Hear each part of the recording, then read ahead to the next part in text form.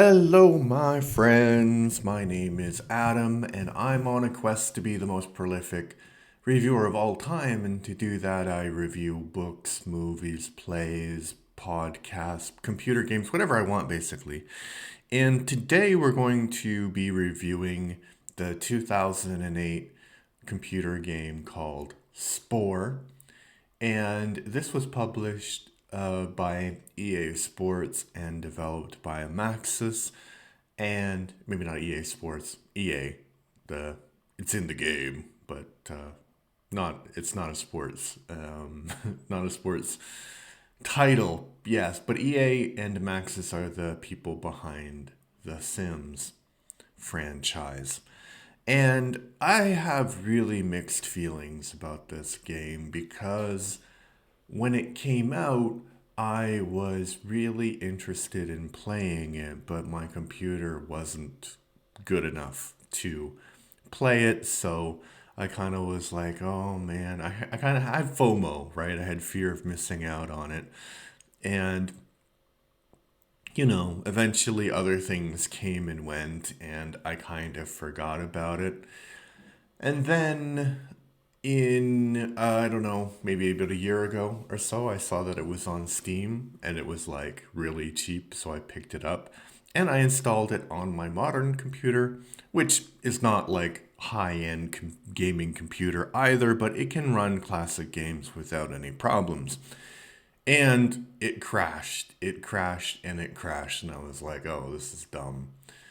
But I found out now that this game just crashes a lot. That's part of the game.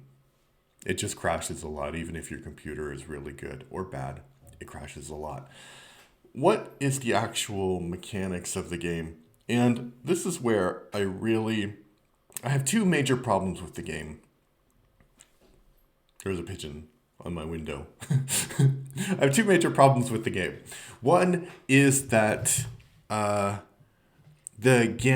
so there's different eras, right? You start as this single cell organism and you evolve and you kind of go through different stages. So there's like the cell stage, creature stage, tribe stage, civilization stage, and then I think there's like an intergalactic stage.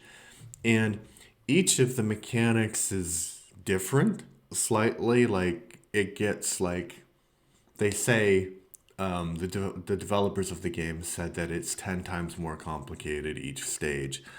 But basically, it's kind of really boring because what you're doing is you are grabbing DNA points either by eating or by finding artifacts, because the game is heavily based on this theory of panspermia, where kind of a complicated concept, but basically, if the universe is full of life, then comets and stuff might be able to spread life to planets where there isn't life before. So that's what happens in this game.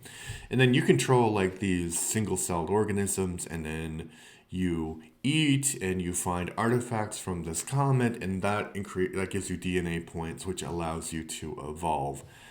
So the mechanics basically are quite boring, and they do change like through different stages, but basically it's like gather, improve, gather, improve, gather, improve. So they said that you could finish the game in about 20 hours, but I played the first two stages, and the second stage was incredibly boring. I I did it, but I did it one way with an herbivore, and I was trying to make friends with everybody, but that didn't really work. And the other way, I was playing as a carnivore and I was eating everyone, and that also didn't work. I mean, it worked, but it's like really, really slow. So you'd have to spend like a lot of time doing the same thing again and again and again and again, like mana farming basically, but in this game. So I think the mechanics of the game fundamentally are not fun for me anyway, because by the time you get to the more RTS, like real time strategy parts of the game, you've already spent like 15 hours in game time doing kind of meaningless tasks, and then you have to switch how you play the game. So the concept of the game is really nice and really unique, but I think that the way that they interpreted it doesn't make a lot of sense. And that's the other big problem I have with this game, and many scientists also had problems with this game, is that this is not evolution. This is more like intelligent design. So what evolution is, in a very basic level, is you have creatures, and the creature that is best adapted to its environment will survive and make babies and go on, right? And the creatures that are worst adapted to their environment will die out. And through things like random genetic mutation, you'll have creatures that slowly they get born with something that helps them be a little bit better than their competitors. And in Spore, this is not a thing at all, because basically they want you to stay with one species through like these 4 or 5 different stages. And they have been working on, like, this was the big criticism of the game when it came out, is that it's not scientific at all, even though it purports to be the scientific kind of game. And I can kind of see why, because they wanted you to feel like some kind of investment in that one particular species. But I don't know of any games where you can actually play a realistic evolution scenario, but it would be fun if you had, like, you're randomly assigned one little microbe or whatever, and then you play as that microbe, and then you die like a bunch of times, like however you die, and then that microbe randomly gets some improvement, some mutation, and then it gets better. So you could see like and you can follow the path of whatever. And the thing is, like, evolution means that the species, millions of years in the past, they have all of these species that are evolved from them.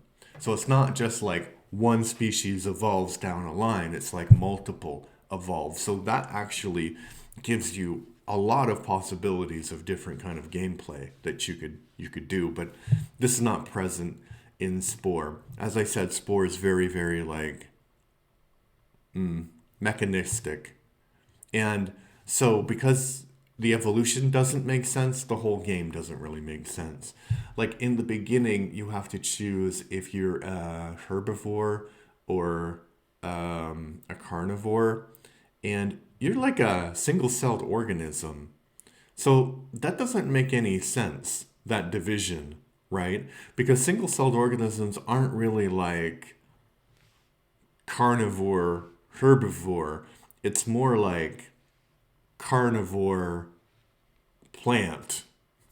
you know because because how, like, a carnivore is going to eat other cells, and it's also going to eat other things that are plants at that level, because we're talking like single celled organisms. There's no division between carnivore and herbivore on a single cell level, as far as I know. I'm not like a super, like, I like biology, but it's more like a hobby rather than a profession. So you can correct me if I'm wrong, but I think that's a fundamental mistake about that. So I think, like, the mechanics of the game make it unfun, and the mechanics of the game also make it boring for the most part in the first couple of stages. And if you finished the first couple of stages and you went on to the other stages, yeah, good luck to you. Like, that was an accomplishment, because I was trying to play it on stream, and I was like, oh no, I can't do it. It's just too boring for me. I have to finish this. Then there are other problems with it. Like, I could kind of, like, I think that they've taken the Sims DNA and they put it in this game, which is basically like you can create your own characters. So you kind of create these goofy sort of things, and the attributes that you have kind of don't really make any sense. Like, so in evolution, and this is the main problem of the game, and that's why I keep going back to it. But in evolution, keep going back to it. But in evolution, you can't like suddenly grow limbs without any kind of antecedents. So, for example, mammals and reptiles and land animals have 4 limbs because the fish that we evolved from had 4 fins. That's called a coelacanth, I believe, and you can look it up. It has like four fins. So the legs became like the front fin area became legs for most animals, and the back fins became legs for other animals as well. For us, because we evolved a bit differently, the front ones were our arms, and the back ones are our legs because we evolved upright. But in this game, you can like randomly put arms on a creature. Like you can win points and put arms on a creature. Doesn't make a lot of sense, you know, because it says like you're the one of the mechanics is that there's consequence. So whatever you do in the beginning of the game has consequences on the end of the game, but that should be like a big consequence, like how you evolve, what kind of limbs you have. Uh, so I don't like that, and I also don't like the cuteness of it. The cuteness of the game is a bit terrifying, actually. And it's terrifying in 2 aspects. One is that when you want to evolve, you basically call like you have this mating button, and then you sound this sound, and then another species, you either go and find another of your species, or another species floats to you in the first level, and there's hearts everywhere, and you do a little dance, and it gets a little bit. I mean, it's not entirely graphic, but it looks like you should give these creatures some space, some piece of their own, whatever. So yeah, that's odd. It's discomforting.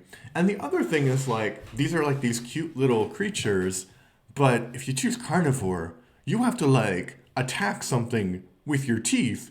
So you have this cute animated version of something literally biting off. I mean, you don't see the chunks, but literally biting off chunks of like this other cute little creature.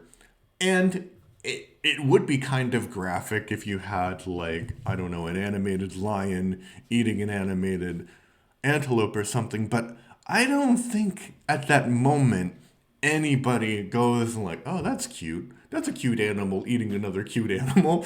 It's like uncanny valley disturbing, because when we see a lion eating an antelope, we know what's happening. We can kind of like sympathize with both parties in that, because like most people eat meat, and most people are scared of lions, so we can emphasize both ways. We don't think, oh, that's so cute, oh my god, what are you doing, it's odd. So I think it was a game with a lot of potential, but it didn't actually achieve that potential. And I think that it didn't achieve the potential because the gameplay is not fun. And if the gameplay was fun, you could kind of forgive the fact that the game is completely unscientific. But I think you could make a fun, scientifically based game of evolution. And if you know of a game like that, put it in the comments. I saw that some people say like No Man's Sky is like that, but I think maybe No Man's Sky is not like that, because you don't start from like a bacterium or something and evolve into, as far as I know, I don't think you do. I think you just land on a planet and start working your way up. Anyway, I didn't like Spore, and that hurts me to say, because I thought that it was a game that I would like, but I didn't like it. So, what do you think about Spore? Did you enjoy the game when you were growing up? Do you enjoy it now? Can you think of any games connected to evolution that might be more fun for me than Spore? Put it in the comment section down below. And if you like what I do, please subscribe to the channel on YouTube. And if you are, I'm trying to get to 1,000 subscribers by the end of March, and I think that there's 607 at the moment. So very ambitious goal. Yeah, so if you like that, please subscribe. If you like what I do, please subscribe. And if you're listening on Spotify, please give me a follow. All right, thank you. Bye-bye.